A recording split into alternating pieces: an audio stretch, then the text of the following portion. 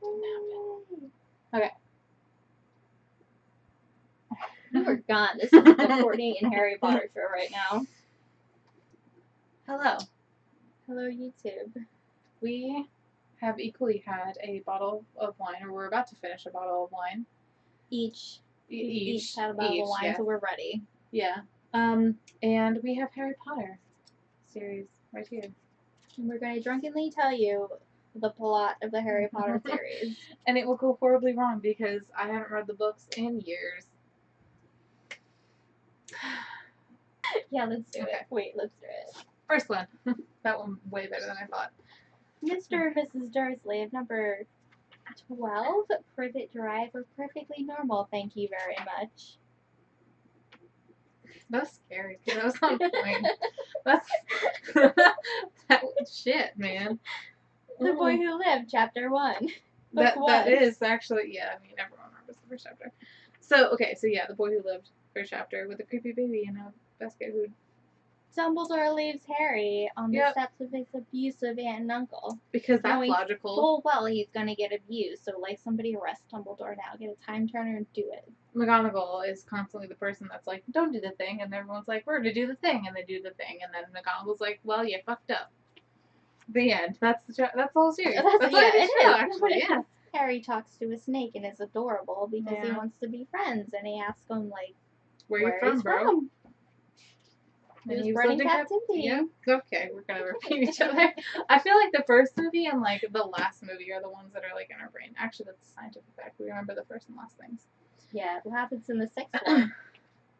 Who knows? The letters from no one. That's when he gets all the letters from fucking Hogwarts / McGonagall. Like, I feel like if you sent that many letters, you'd have to check in on the kid to make sure they weren't like dead. Yes. And we're finding a nice plot hole in J.K. Rowling's writing. Like, McGonagall signed every one, right? Technically, yes. Magic. I mean, even, like, they have the stamp now, that you just stamp your signature. The Keeper of the Keys. Isn't that Hagrid? Yeah. It's Hagrid. Bakes Harry a cake. Yeah. And they go get stuff from these. A.K.A. Harry is fucking loaded because his parents are dead.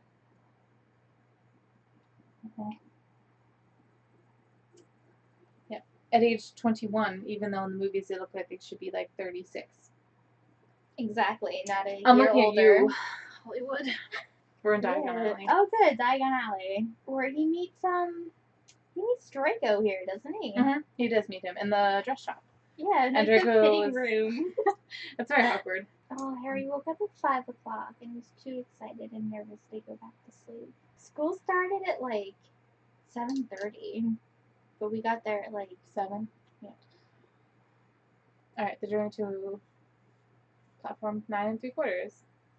Oh, good, the Weasleys are here. Oh, that's when he meets Ron Weasley. And Percy and Fred and George and Ginny.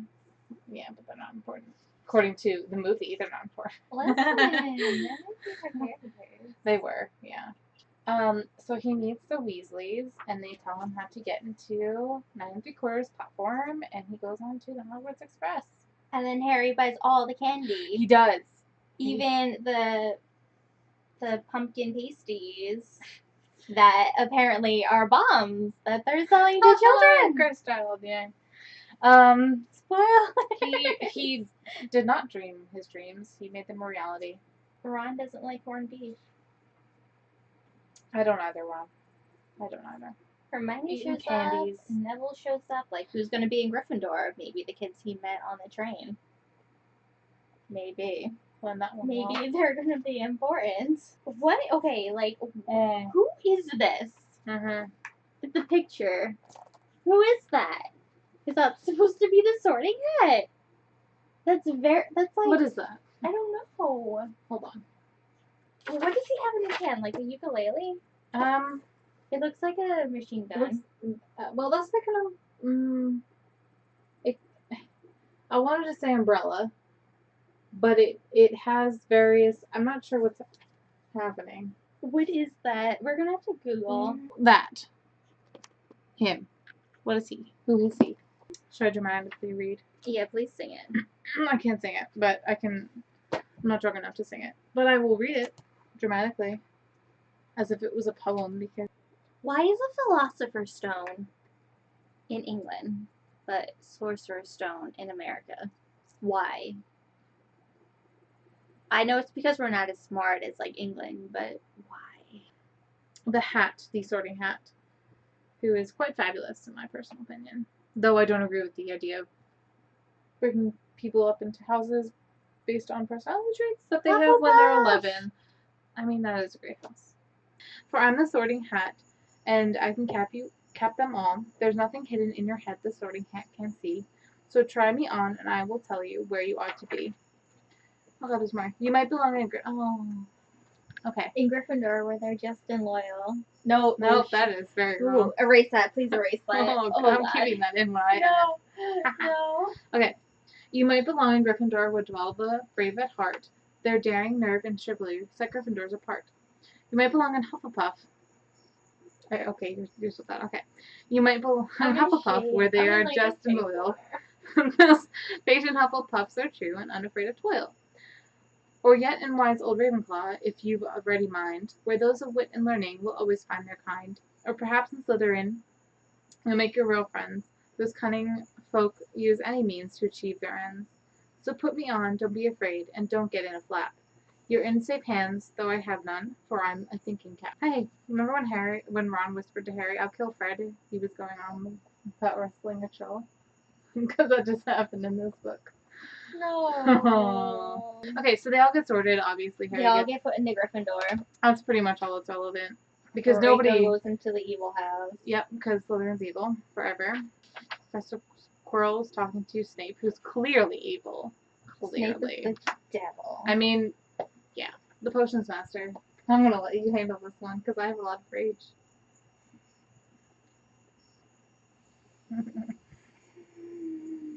That's just the next actor. That's all you need to know. That's it. Just that guy. Your mom didn't fuck me when we were kids, so I hate you and every other child in the world. The Midnight Duel. Shit! That's a very strange image happening. I forgot. I love the little baby 11-year-old Harry was gonna just fight Draco Malfoy. Yeah, the equivalent of let's meet in the parking lot happened, but with dueling. And then Draco didn't show up, but like Filch did or something. Wait, what happened to the Midnight Duel? Peeves found them. Oh, and then Peeves said, students out of bed down the charms corridor. And snitch. What a snitch. He's a dick. Okay. I feel like I read this part in college when we did a Harry Potter reading. I know I had I mean, you were Hufflepuff captain, so. I had a Quidditch game, so who wins? Alright, so there's a troll in the dungeon. Hermione almost dies. They become best friends. And then a Quidditch game. And then the Mirror of Erised and Snape is yelling at Ron. That's pretty huge. Taken. Be that as it may, fighting is against Hogwarts rules, Hagrid, said Snape silkily. Silkily, he said it.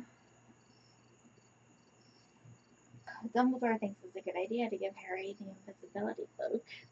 Like, giving an 11-year-old an invisibility cloak isn't a bad idea. James Potter's son. You give him the invisibility cloak. And Harry has a great time with the Weasleys. That reminds me. And then he sees his dead parents who are 21. Except in the movie, they look 36. They're 21, which means, oh God, 4 years younger than us. They'd be dead for 4 years if they were. Yeah, you texted me on the 21st yeah. October and said glad we survived because Lily Evans, James Potter. It was 2 different Halloweens that we were 21. It was. Oh my God, text them both. Snape is a Quidditch referee in the game, and Ron's advice is to really break his leg so he doesn't play. They're 11 years old, and their advice to not get like murdered is break your leg, because this guy's gonna murder you if he's a referee.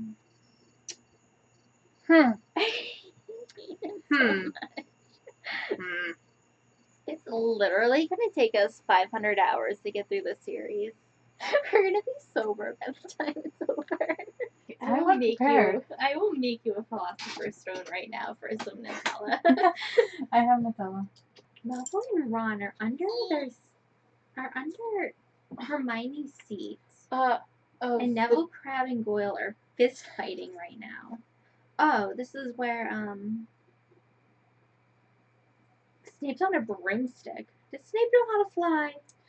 I don't know. He's a coward, so maybe not. I'm sorry. Okay. And he's a coward, so maybe he's hovering a little bit over the ground. Ron is cheering through a heavy nosebleed, so like while Harry's playing Quidditch, his friends are getting into a fist fight with the fucking Slytherins. But they're still cheering him on. It's fine. Norbert, the Norwegian Ridgeback. I need to go and care for that one. Yeah, Charlie just kind of like messaged his brother, like, yo, my friends are gonna swoop by the castle. Just kind of get it to them, and then they'll bring it to me. Thanks. Like, this is totally not illegal. This is why I read fanfic involving Charlie Weasley. Charlie Weasley is a gem. Mm-hmm. But where is he in the movies, Gone? That's why the movies suck. Because Charlie Weasley is not in them. That's the sole reason they suck. Or Peeves. Oh, and then they get detention in the Forbidden Forest, because that's not dangerous for a bunch of 11-year-olds. Quirrell is sobbing here. Doesn't he always? I am not even going to touch that. I am going to just keep going. They're in the Forbidden Forest. The centaur, what's his name? Ferenz? Mm-hmm. Who is also not in the movie. So, but like, what is Hollywood doing? They have all these awesome characters, and they're just kind of like ignoring them. What's even worse is it's British Hollywood. That's true. Mm-hmm. It's not Hollywood. I'm sorry, Hollywood. You do a lot of shitty things. Yeah. I mean, you do worse than British Hollywood, so. Fight me. YouTube is gonna block this video. It is, and I don't give a shit. Okay, so Harry gets his life saved by a centaur, Sagittarius. Vacate the area. Show YouTube this picture of Fluffy because it's so good. While you have Jasmine breathing in the mic. It's Fluffy. So they go through the trapdoor. This part's in the movie. Everybody knows what happens. Oh wait, there's that part with where Harry leaves Hermione behind in the potions room. Yeah, which they completely leave. That part was so stressful for me as like an 11-year-old. I reread it like 2 years ago and I was still stressed about it. This whole page is a riddle. Look at all that shit you have to find out. Luca wants to know. Luca wants to know. Luca, you would have been dead too. You can't read. You would have just taken the first potion like you could find. Okay, and then like Harry defeats Quirrell. I'm sorry. Quirrell dies. Everybody's like, okay, Harry wakes up in the hospital room. Yeah. They don't take Question. exams. Is that scene, I'm going to look at the camera while I talk to you, but is the scene in the movie where Dumbledore's like, naturally the whole school knows part of the book? Because I can't remember. It all blurs for me. So, hello, Jasmine. Please don't knock over the books. Truth? Harry almost fucking dies. How many times are we going to say that? First book. He dies in every book. I don't know if he says it word for word. When you're older, when you are ready, you will know. Yeah, when he's 17, that's the time. Snape did something he can never forgive. He saved his life. Yeah, because he... Okay. You were in school, like, that long ago. You just need to let it go. Just be Elsa. Please, Snape. I'm going to insert 10 seconds of Let It Go right here. Because 10 seconds is a limit. Oh, and then Harry goes back with his abusive aunt and uncle. Cool. The end.